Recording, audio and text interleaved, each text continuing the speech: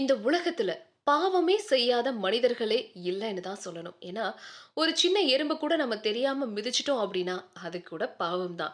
So இந்த பாவங்கள்ல மொத்தம் 42 வகை இருக்கு அப்படின்னு வள்ளலார் அவர்கள் பட்டியலிட்டு சொல்லியிருக்காரு. அது என்னென்ன தெரிஞ்சுக்கலாமா? நல்லவர் மனதை நடுங்க வைப்பது, வலிய வழக்கிட்டு மானம் கெடுப்பது, தானம் கொடுப்போரை தடுத்து நிற்பது, கலந்த சிநேகிதருள் கலகம் உண்டாக்குவது, மனமொத்த நட்புக்கு வஞ்சகம் செய்யறது, குடிமக்கள் கிட்ட வரி உயர்த்தி கொள்ளையடிக்கிறது, ஏழைகள் வயிறு எரிய செய்யறது, தர்மம் பார்க்காம தண்டிக்கிறது, ஒருதலை சார்பா வழக்கு கொடுக்கறது, உயிர் கொலை செய்யறவங்களுக்கு உபகாரம் செய்யறது, களவு செய்யறவங்களுக்கு உளவுகள் சொல்றது, பொருளை இச்சித்து பொய் சொல்றது, ஆசை காட்டி மோசம் செய்யறது, பொது வழிய மூடி அடைக்கிறது, வேலை வாங்கிக்கிட்டு கூலி குறைக்கிறது, பசிச்சவங்க முகத்தை பார்க்காம இருக்கிறது, இது அத்தனையுமே பாவங்கள் தான். லிஸ்ட் இன்னும் இருக்குங்க.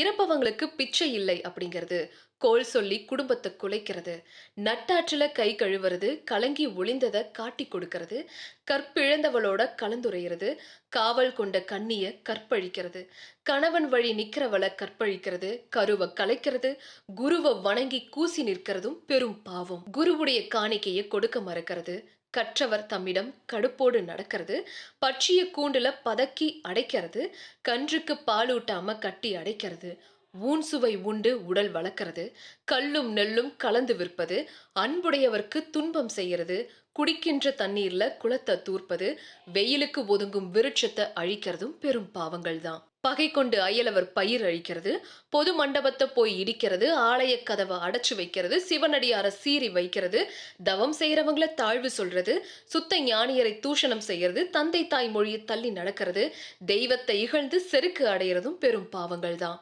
மேல் சொன்ன எல்லா பாவங்களையும் விட நம்பியவங்கள நம்பிக்கை மோசம் செய்யறது, நம்பிக்கையான வார்த்தைகளை கொடுத்து அதை மீறுவதும் பாவங்கள்லயே பெரிய பாவங்க.